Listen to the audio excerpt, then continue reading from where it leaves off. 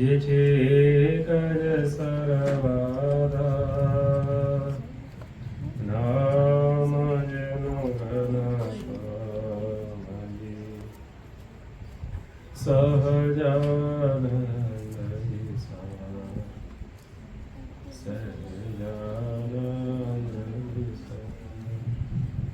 દ્વિતીય નમન ગુરુદેવને, જે છે સંકલ્પ શ્રીજીના, સર્વ ક્રિયાઓ જેના કરનારા,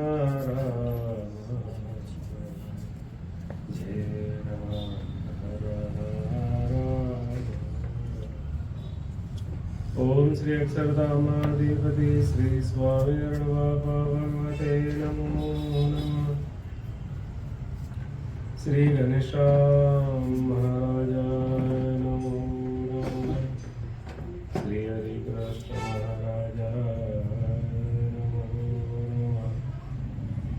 શ્રી સ્વામિનારાયણ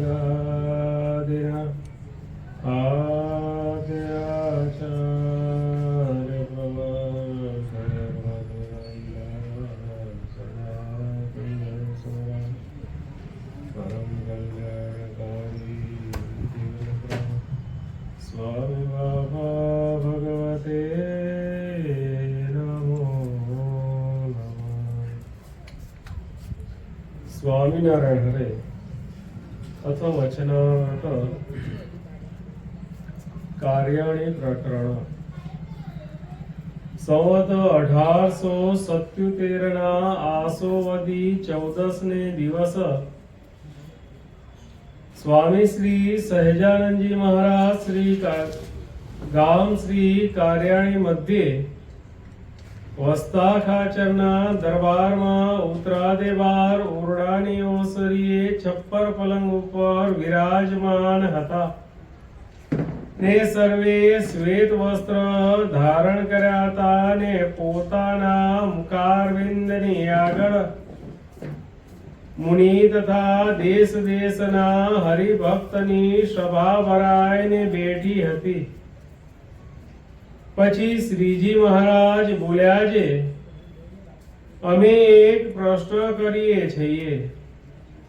પછી મુનિ બોલ્યા છે, પૂછો મહારાજ. પછી શ્રીજી મહારાજે પૂછ્યું છે, ભગવાન જીવના કલ્યાણને અર્થે પૃથ્વી ઉપર અવતાર ધરે છે. તે અવતાર ધર્યા વિના પોતાના ધામમાં રહ્યા થકા શું કલ્યાણ કરવાને સમર્થ નથી? અને કલ્યાણ તો ભગવાન જેમ ધારે તેમ કરે, ત્યારે અવતાર ધર્યાનું શું પ્રયોજન છે? અને જો અવતાર ધરે ત્યારે જ ભગવાનમાં કલ્યાણ કરવાની સામર્થ્ય હોય અને અવતાર ધર્યા વિના જીવના કલ્યાણ ન કરી શકતા હોય તો ભગવાનની વિશે પણ એટલું અસમર્થપણું આવે. માટે ભગવાન તો અવતાર ધરીને પણ કલ્યાણ કરે ને અવતાર ન ધરે તો પણ જીવના કલ્યાણ કરવા સમર્થ છે. માટે એવા જે ભગવાન તેને અવતાર ધર્યાનું શું પ્રયોજન છે? એ પ્રશ્ન છે. પછી મોટા મોટા સંત હતા તેમણે જેને જેવી બુદ્ધિ તેણે તેવો ઉત્તર કર્યો, પણ શ્રીજી મહારાજના પ્રશ્નનું કોઈથી સમાધાન ન થયું. અને શ્રીજી મહારાજે આશંકા કરી તે સર્વેના ઉત્તર ખોટા થઈ ગયા. પછી મુનિ સર્વે હાથ જોડીને બોલ્યા છે, હે મહારાજ, એ પ્રશ્નનો ઉત્તર તો તમે જ કરો તો થાય.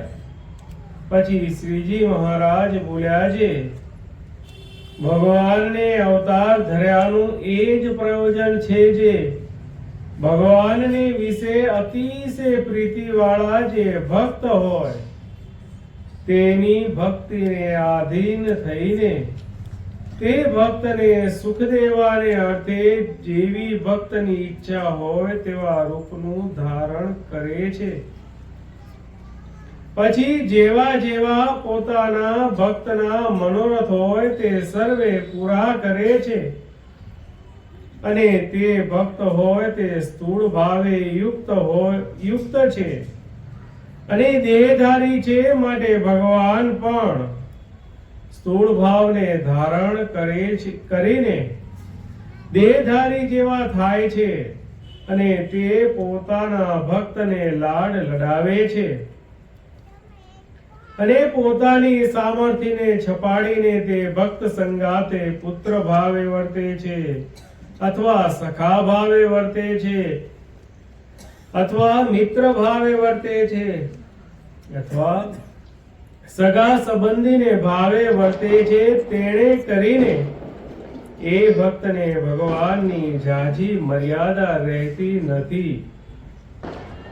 પછી જેવી એ ભક્તને ઈચ્છા હોય તેવી રીતે લાડ લડાવે છે, માટે પોતાના જે પ્રેમી ભક્ત તેના મનોરથ પૂરા કરવા એ જ ભગવાનને અવતાર ધર્યાનું પ્રયોજન છે. અને તે ભેળું અસંખ્ય જીવનું કલ્યાણ પણ કરે છે ને ધર્મનું સ્થાપન પણ કરે છે. હવે એમાં આશંકા થતી હોય તો બોલો. પછી મુનિએ કહ્યું છે, હે મહારાજ, યથાર્થ ઉત્તર થયો. ઇતિ વચનામૃત કાર્યાણી પ્રકરણનું 5મું થયું. રહસ્યાર્થ પ્રદીપિકા ટીકા. આમાં પ્રશ્ન 1 છે, તેમાં શ્રીજી મહારાજે કહ્યું છે જે અમારા પ્રેમી ભક્તોના મનોરથ પૂર્ણ કરવા માટે અમે પ્રગટ થઈએ છીએ. તે ભેળું અસંખ્ય જીવનું કલ્યાણ તથા ધર્મનું સ્થાપન કરીએ છીએ. એક બાબત છે. આ 6 હેતુમાં પહેલો હેતુ છે તે મધ્યના 58ના પહેલા પ્રશ્નોત્તરમાં કહ્યો છે. પ્રશ્ન: અમે પ્રેમી ભક્તના મનોરથ પૂર્ણ કરવા માટે પ્રગટ થઈએ છીએ એમ કહ્યું. તે પ્રેમી ભક્ત કેવા હશે અને એમના મનોરથ શા હશે? ઉત્તર: સાધન દશા વાળા એકાંતિકને પ્રેમી ભક્ત જાણવા, તેમને ભગવાનના સંબંધ વાળી ક્રિયાઓના મનોરથ હોય તે પૂરા કરવા માટે પ્રગટ થાય છે. ઇતિ રહસ્યાર્થ.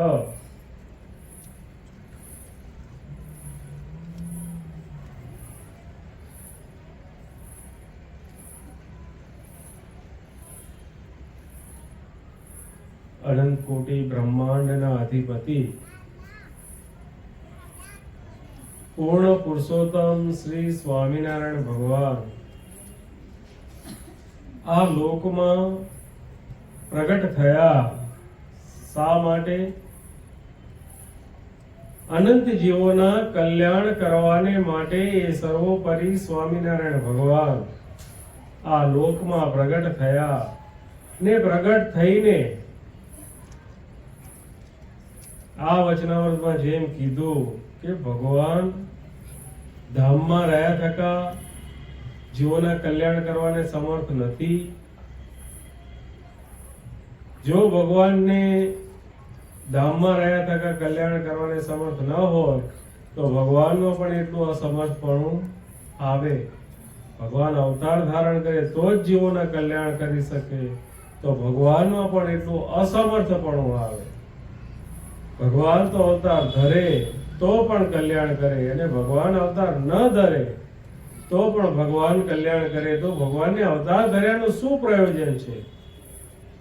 તો ભગવાનને અવતાર ધર્યાનું પ્રયોજન સદગુરુ શ્રી બ્રહ્માનંદ સ્વામી કહે છે કે પ્રેમી ભક્તોને લાડ લડાવવા તથા તેમના મનોરથો પૂર્ણ કરવા અને ઈચ્છિત સુખ આપવા.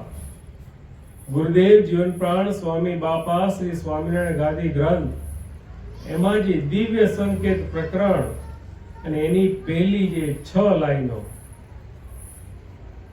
એમાં અહીંયા ભગવાન કહે છે, બાપા કહે છે, પ્રેમી ભક્તોના લાડ લડાવવા તથા તેમના મનોરથ પૂર્ણ કરવા અને ઈચ્છિત સુખ આપવા એ પહેલું કારણ. બીજું, અસુર અને અધર્મથી પીડાતા ધર્મ અને ભક્તિનું રક્ષણ કરવા અને તેને પૃથ્વીને વિશે પ્રવર્તાવવા એ બીજું કારણ.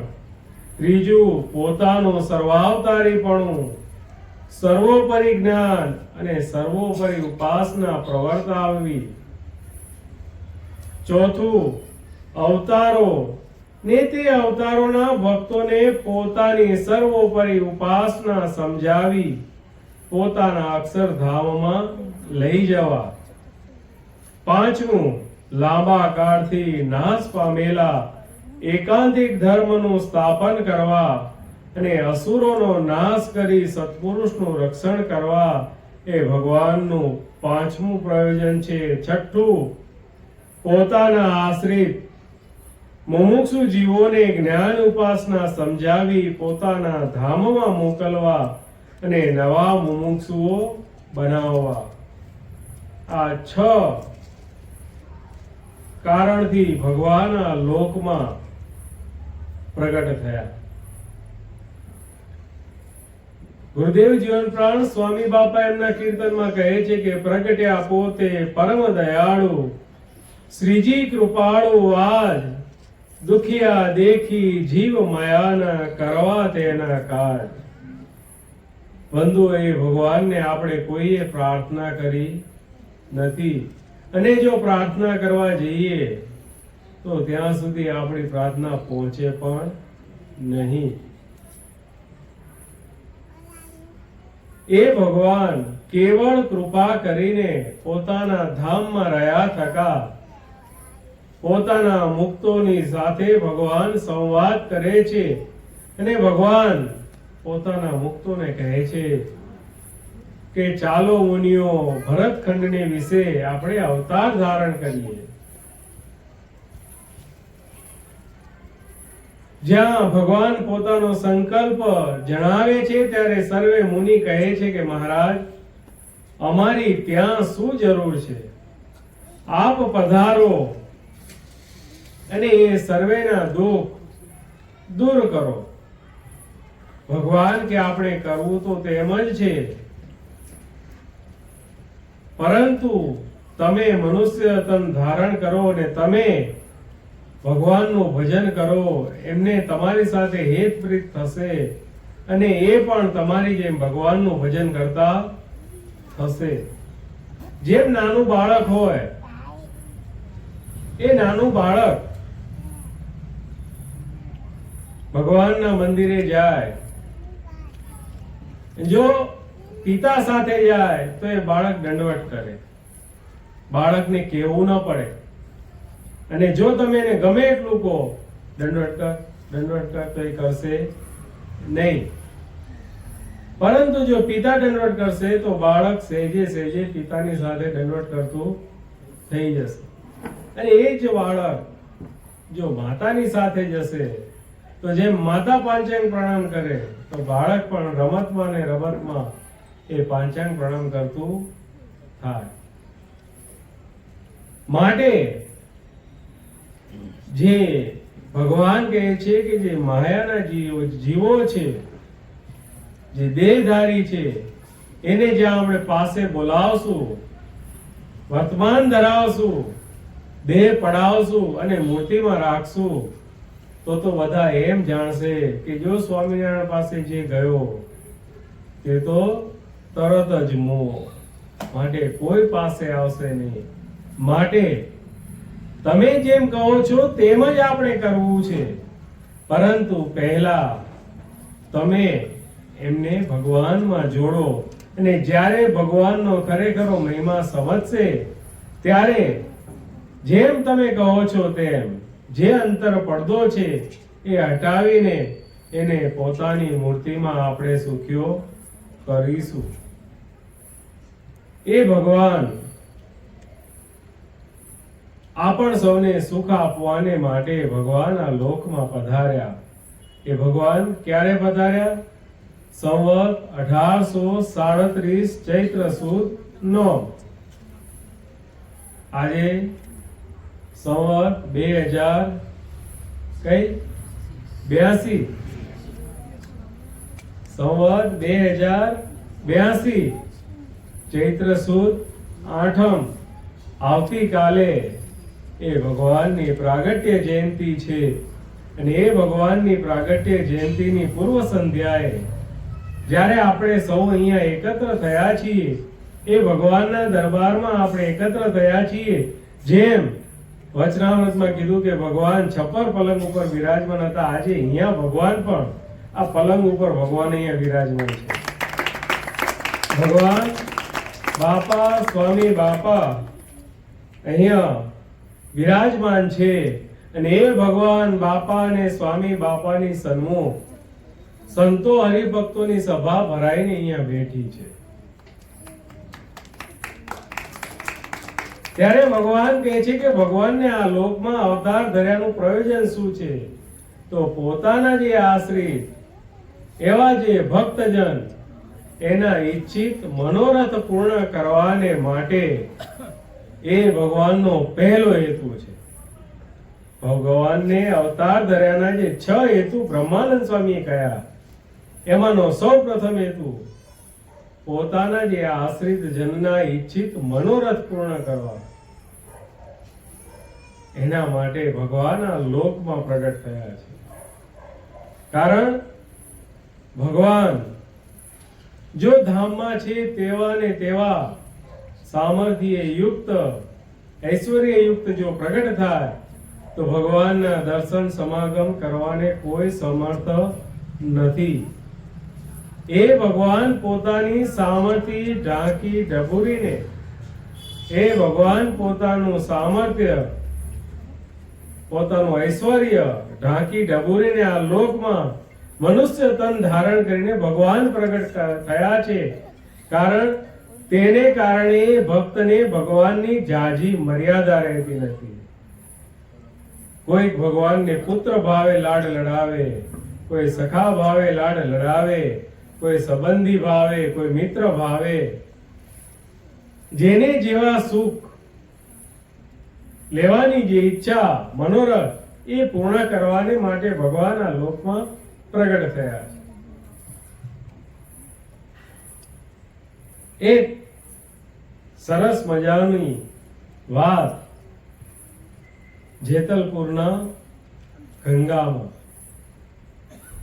એ જેતલપુરના ગંગામાં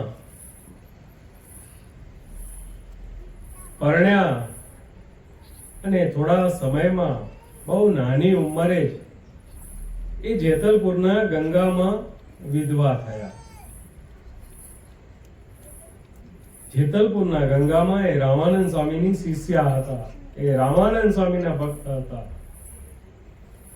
બહુ નાની ઉંમરમાં એ વિધવા થયા અને તે સમયમાં જે રિવાજ સતી થવાનો રિવાજ, ત્યારે એમને મનમાં થયું કે હવે મારું જીવન ગયું તો હવે મને જીવીને શું કરવાનું?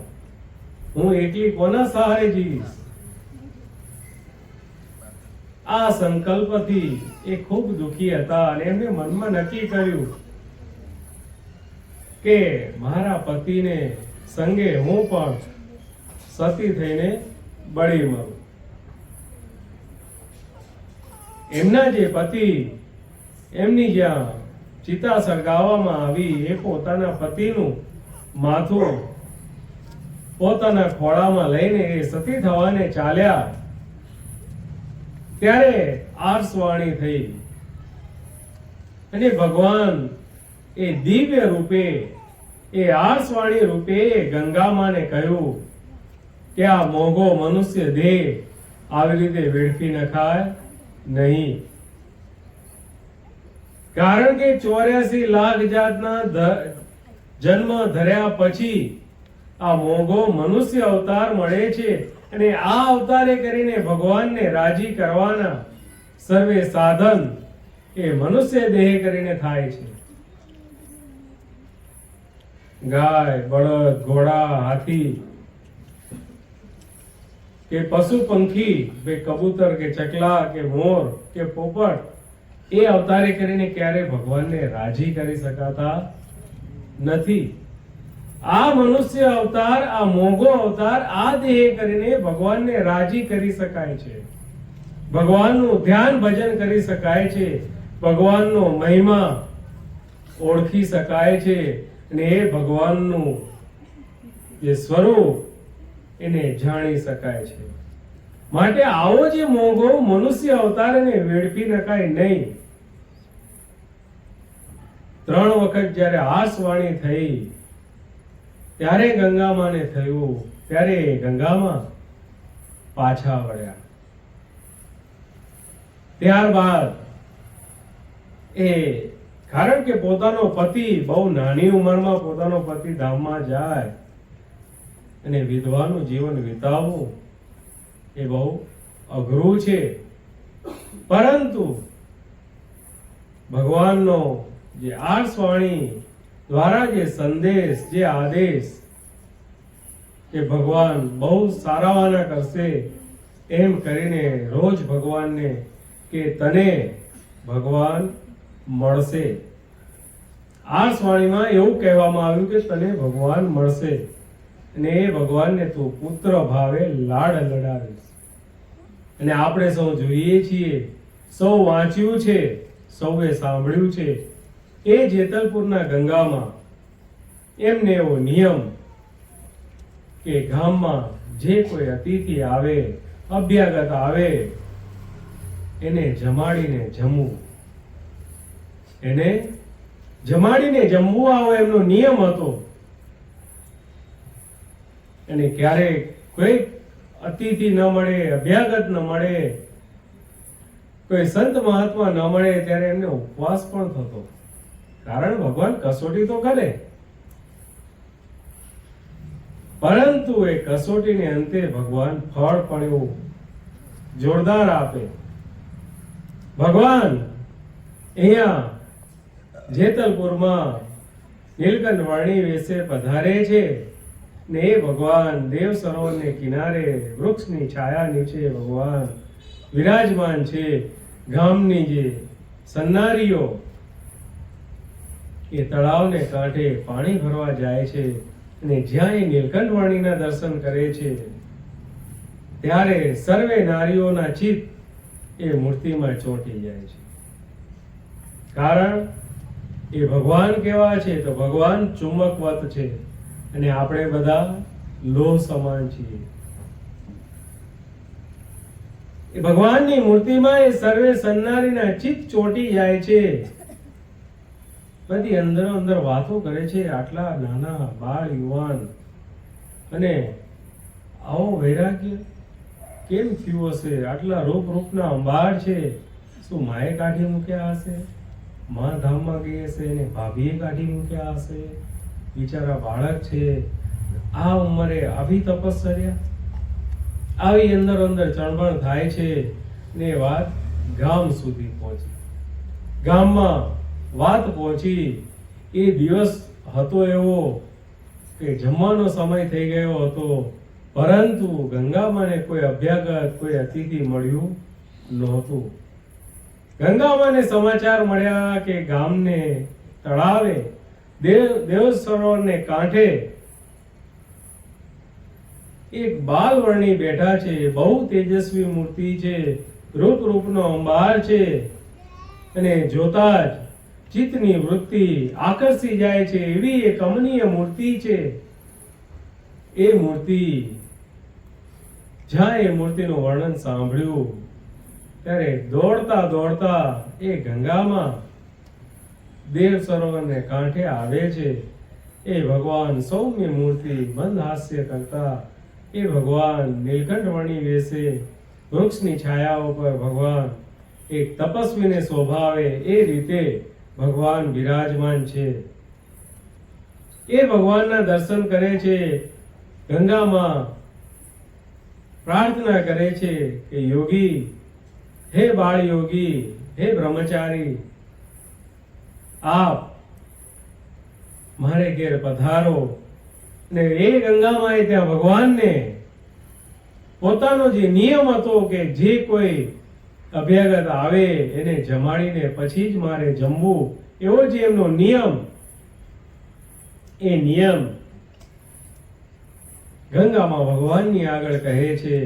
ત્યારે ભગવાન ત્યાં પણ એવી લીલા કરે છે કે અમે કોઈના ઘરે જતા નથી. અમે કોઈના ઘરે જતા નથી. જેને જરૂર હોય એ અમને ઉપાડીને લઈ જાય. હે, જેને જરૂર હોય એ અમને લઈ જાય. અમે કોઈના ઘરે જતા નથી. ત્યારે ગંગામાં વિચાર કરે છે, અરે યોગી, આવી યોગહઠ ન કરો. તમે આટલા મોટા, હું આટલી ગયડી, અને હવે હું તમને કેમ ઉપાડીને લઈ જાઉં? અને તમને આટલા મોટાને હું તેડું તો હું બજારમાંથી જઉં તો કેવું લાગે? ત્યારે બ્રહ્મચારી કહે કે એ તો તમે જાણો, એ તમે જાણો, બાકી અમે તો કોઈના ઘરે જતા નથી. તમને જો ગરજ હોય તો લઈ જાઓ. માંડ માંડ તૈયાર થયા તો ભગવાન કે મારે તો નાવાનું બાકી છે, મારે તો દિશાએ જવાનું બાકી છે. ભગવાન જેમ એક માતા એક બાળકની જેમ સેવા કરે, નાનું બાળક હોય દિશાએ જાય તો એનું ધોવે કોણ? માતા. એને નવડાવે કોણ? માતા. એને ખવડાવે કોણ? માતા. એમ એક જે નાનું બાળક, એ નાના બાળકની જેમ માતા સેવા કરે, એમ ભગવાને જે આસવાણી રૂપે કહ્યું હતું કે તને પુત્ર ભાવે લાડ લડાવનાર આવશે, અને એ ભગવાન ત્યાં આવ્યા. અને એ ગંગામાને ખૂબ લાડ લડાવ્યા. ગંગામાને કાંખમાં બેસાડીને, નાનું છોકરું કાંખમાં બેસાડે એમ કાંખમાં બેસાડીને એ ગંગામાં ભર બજારમાં પોતાના ઘરે લઈ જાય છે. ત્યારે ગામના બીજા નાના નાના છોકરાઓ આવા તો ભગવાન એને જોઈને એની જોડે મસ્તી કરે. ઘડીક થઈને ભગવાન કેળમાં બેઠા બેઠા પગ લાંબા કરે, નીચે જમીન ઉપર અડાડે. બધી નવી નવી લીલાઓ ભગવાન કરે. ભગવાન આવી લીલા કરે છે. ત્યારે જેતલપુરના ગંગામાને એમ થાય છે કે આ તો આવ ગાંડિયું છોકરું છે. કેવું છે? ગાંડિયું છોકરું છે. અને આ ગાંડિયું છોકરું આવું છે એટલે જ કદાચ એની માએ ઘરેથી કાઢી મૂક્યું લાગે છે. ગંગામાં એમ કરતા કરતા ભગવાનની સાથે, એ નીલકંઠ બ્રહ્મચારીની સાથે એટલો બધો લગાવ થઈ ગયો કે એને મૂકીને ક્યાંય જાય નહીં. એક સમયને વિશે અમદાવાદથી સમાચાર આવ્યા, ગુરુદેવ રામાનંદ સ્વામી પધાર્યા છે, દર્શને આવવું હોય તો આવી જજો. ગંગામાને થયું કે જો હું આને લઈ જઈશ ને રસ્તામાં ચાલી નહીં શકે તો આટલી બધી આખી જેતલપુરથી અમદાવાદનો જે રસ્તો, હું આને તેડીને હું ચાલી શકીશ નહીં. અને એ બાળક ચાલશે નહીં. એના ગરમીમાં આટલું ચલાડીને એને લઈ જવું, એના કરતા એને ઘરે રાખી જવું તો ઠીક. એટલે બાળક માટે, બાળક તો ન કહેવાય પણ ભગવાનને માટે, એ નીલકંઠ વર્ણીને માટે ગંગામાં પહેલેથી ટીમણ કહેતા થોડું ઘણું જે જમવાનું એ ભગવાન માટે રાખી જાય છે ઘરમાં. અને ગંગામાં કહે છે કે આ સમયસર જમી લેજો, હું બહાર જઈને આવું છું. એમ કહેતા નથી કે હું અમદાવાદ જઉં છું, હું થોડીક વારમાં આવું છું, તમે આ જમી લેજો. અને એ મૂર્તિના મનનની સાથે સાથે અખંડ ચિંતન કોનું હતું? એ બ્રહ્મચારીનું. છેક અમદાવાદ પહોંચ્યા ત્યાં સુધી એ શું કરતા હશે, જમ્યા હશે, નહીં જમ્યા, એ બ્રહ્મચારીના મનનની સાથે સાથે અમદાવાદ પહોંચે છે. ગુરુદેવ રામાનંદ સ્વામીના દર્શન કરે છે. રામાનંદ સ્વામીને કહે છે કે ઘરે એક નાનું બાળક, બાળ યોગી, એક બ્રહ્મચારી છે, બિચારું સાવ ગાંડિયું બાળક છે, એને હું ઘરમાં પૂરીને આવી છું, હવે તમારા દર્શન થઈ ગયા, હવે તમે મને જવાની રજા આપો. ગુરુદેવ રામાનંદ સ્વામી તો સમજી ગયા હતા. રામાનંદ સ્વામી કહે કે બાળકની પૂરેપૂરી સેવા કરજો, પૂરેપૂરો લાભ લેજો. રામાનંદ સ્વામી આ રીતે કહી દે છે. અને એક બાળકના, એક બ્રહ્મચારીના સ્મરણ સાથે સાથે અમદાવાદથી પાછા જેતલપુર આવે છે.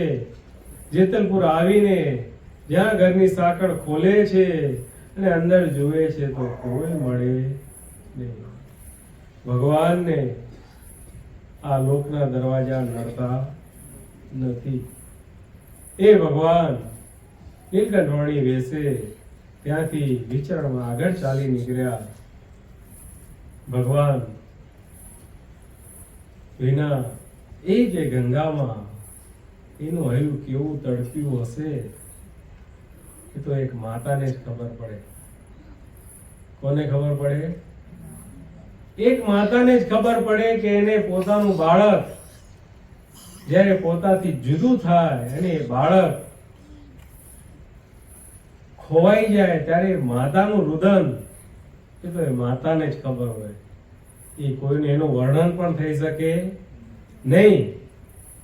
જેમ ભગવાન છપૈયાથી અયોધ્યાથી જ્યારે ભગવાન વન વિચરણમાં કીધા વગર ચાલી નીકળ્યા અને એ વખતેનો જે સુવાસિની ભાભીનો જે વિલાપ, એ વિલાપનું જ્યારે આપણે વર્ણન વાંચીએ ને ત્યારે પણ આપણી આંખમાં જો પાણી આવી જાય તો એ સુવાસિની ભાભીની શું દશા થઈ હશે. જેવી સુવાસિની ભાભીની દશા થઈ એવી દશા અહીંયા ગંગામાની થાય છે. ગંગામાં આખા ગામમાં ગોતી વળે છે, મારું ગાંડિયું બાળક ક્યાં ગયું, મારા બ્રહ્મચારી ક્યાં ગયા, મારા યોગી ક્યાં ગયા, ક્યાંય મળતા નથી. અને એના યાદમાં ને યાદમાં એ ગંગામાં ગાણા જેવા થઈ જાય છે. વખતના વહનની સાથે રામાનંદ સ્વામી લીલા સંકેલી લે છે અને એ રામાનંદ સ્વામીના સ્થાને કોણ વિરાજમાન થાય છે? સર્વોપરી સ્વામિનારાયણ ભગવાન સજાન સ્વામી મહારાજ એ રામાનંદ સ્વામી આખા સત્સંગની ધુરા એમને સોંપે છે અને રામાનંદ સ્વામી પોતે અંતર્ધ્યાન લીલા કરે છે. ત્યારે ગંગામાને સમાચાર મળે છે કે ગુરુદેવ આ લોકમાંથી લીલા સંકેલી લીધી છે, હવે એમના સ્થાને સજાનંદ સ્વામી મહારાજ છે. ત્યારે ગંગામાને એમ થયું કે એકવાર એમના દર્શન કરી આવું.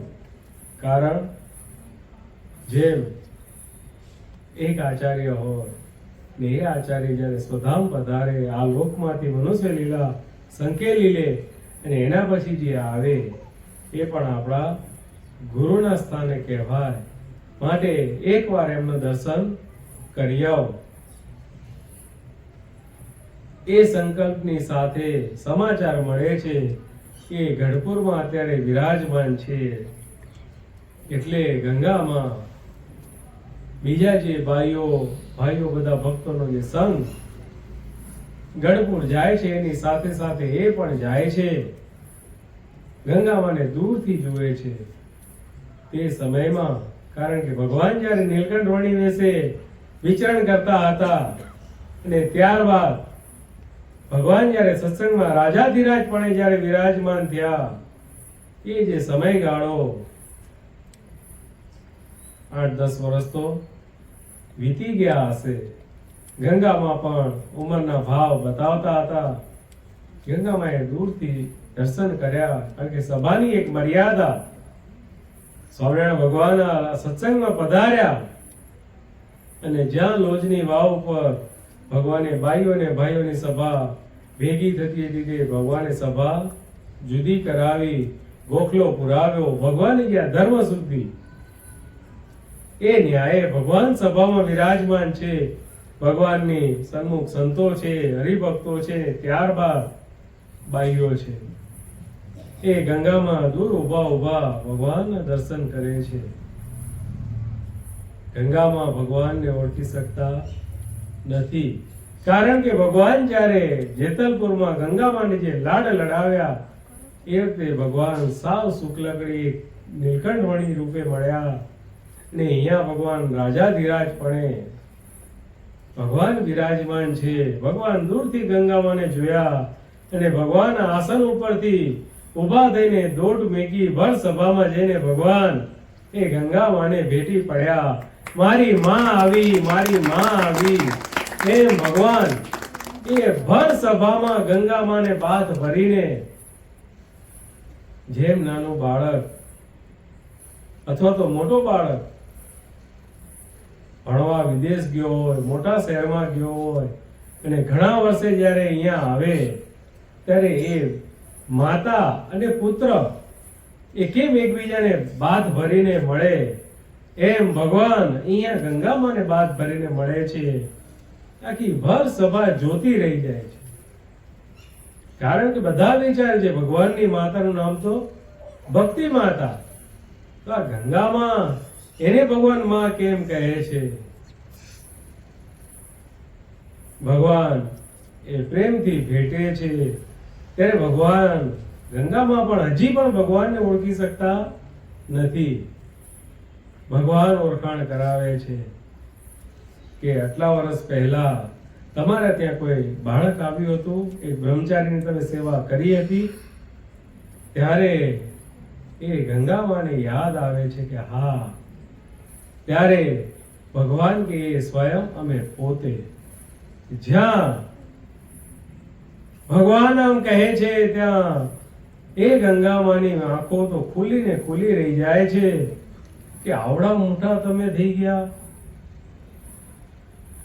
ભગવાન ત્યારબાદ સભામાં જઈને બેસે છે ને ભગવાન પોતે એ ગંગામાએ જે એમને લાડ લડાવ્યા, ભગવાને ગંગામાને જે જે સુખ આપ્યા તે સર્વે વાત ભગવાન ભર સભામાં ત્યાં કહે છે. અને ભગવાન સર્વે સત્સંગને સાજી સભાને ભગવાન આજ્ઞા કરે છે કે આજથી તમે અમને સૌ ગંગા માં કહીને બોલાવજો.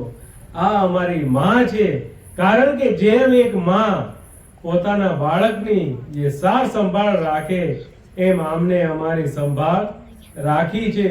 ત્યારથી એ ગંગામાનું બિરદ, માનું બિરદ ભગવાને સ્વયં એ ગંગામાને આપેલું છે.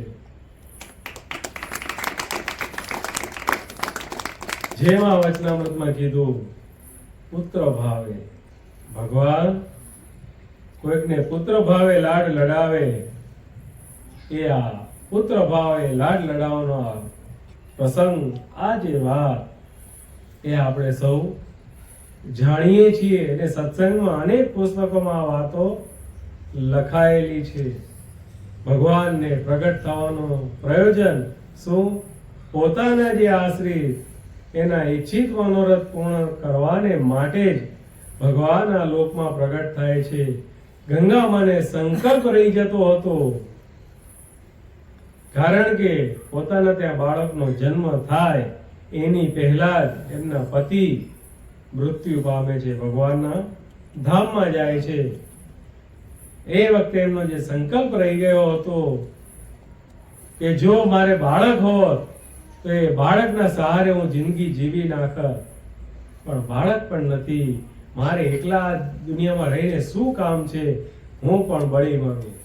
ત્યારે ભગવાને એમને દિવ્ય રૂપે, આસવાણી રૂપે એમને કહ્યું, ભગવાન એમને પાછા વાળ્યા અને એ જે મનુષ્ય અવતારે કરીને ભગવાનની કેવી સેવા કરવા મળી, ભગવાનને કેવા લાડ લડાવવા મળ્યા. અને એ ભગવાને એમને જ્યાં સુધી ભગવાન આ લોકમાં રહ્યા, ગંગામાં આ લોકમાં રહ્યા, ત્યાં સુધી એ ગંગામાએ ભગવાનને રસોઈ કરીને જમાડ્યા. ભગવાન જ્યાં જ્યાં જાય ત્યાં ભગવાનની સાથે, ગંગામાં સાથે ને સાથે ભગવાન ગમે ત્યારે જમવાનું માગે તરત જ જમવાનું તૈયાર, કારણ માથે સગડી અને સગડીમાં ઉપર રસોઈ ચાલુ હોય અને એ ગંગામાં વાટમાં ભગવાનની સાથે ને સાથે ચાલ્યા જતા હોય એવી સેવા આ મનુષ્ય દેહ કરીને ભગવાનને રાજી કરવાની જે સેવા એ ગંગામાએ કરી. માટે ક્યારેય પણ આ મનુષ્ય દેહ નકામો છે એવો સંકલ્પ તો ક્યારેય કરવો નહીં. આ દેહ કરીને મનુષ્ય અવતાર કરીને જે ભગવાનને રાજી કરી શકીએ ને એવા બીજા કોઈ અવતારે કરીને રાજી કરી શકાતા નથી. તો આજે ભગવાન બાપા સ્વામી બાપાને પ્રાર્થના કરીએ, હે મહારાજ, હે બાપા, હે સ્વામી બાપા, હે પ્રેમ મૂર્તિ બાપા, હે જ્ઞાન મૂર્તિ આચાર્ય સ્વામી શ્રી મહારાજ, અમને એવી દિવ્ય બળ બુદ્ધિ શક્તિ ભક્તિ આપજો. આપનો મહિમા ખૂબ ખૂબ સમજીએ, ખૂબ ખૂબ આપની સેવા કરતા રહીએ, આ સત્સંગની ખૂબ ખૂબ સેવા કરતા રહીએ, એવી દિવ્ય બળ બુદ્ધિ શક્તિ ભક્તિ આપજો. હવે અહીંયા આગળનો જે પ્રોગ્રામ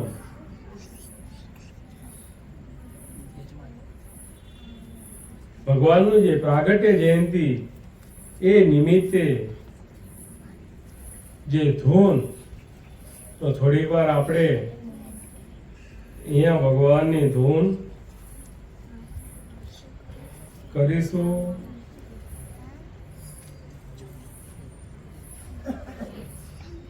અને આજના આ સભાના યજમાન છે રીસા ભાવનાબેન, હરેશ કુમાર, ઈલાબેન, મનુભાઈ તારપરા. નિમિત્ત સુપુત્રી રીસાનું સ્વાસ્થ્ય સારું રહે અને તેના વિઝા કાર્યમાં બાપા ભેળા ભળે અને પરિવાર પર બાપાનો રાજીપો રહે તે નિમિત્તે, તેમજ ઘનશ્યામ મહારાજ બાપા શ્રી સ્વામી બાપા, પ્રેમમૂર્તિ બાપા અને આચાર્ય સ્વામી શ્રી મહારાજની પ્રસન્નતા અર્થે આ સભા ના યજમાન તે થયા છે. તો આપણે સૌ એમની પ્રાર્થનામાં આપણે સૌ પણ ભગવાનને પ્રાર્થના કરીએ કે એમનું જે નિમિત્ત છે કે જે સુપુત્રી રીસાનું સ્વાસ્થ્ય સારું રહે અને એમના દરેક કાર્યમાં ભગવાન ભેગા ભળે એવી આપણે સૌ પણ ભગવાનને પ્રાર્થના કરીએ. બોલો અક્ષરધામના અધિપતિ સ્વામિનારાયણ બાપાની જય, ઘનશ્યામ મહારાજની જય, હરે કૃષ્ણ મહારાજની જય, સહજાનંદ મહારાજની જય, બાપા શ્રી જય, સદગુરુ શ્રી જય, સ્વામિનારાયણ આચાર્ય પરમ કલ્યાણકારી જીવન સ્વામી બાપાની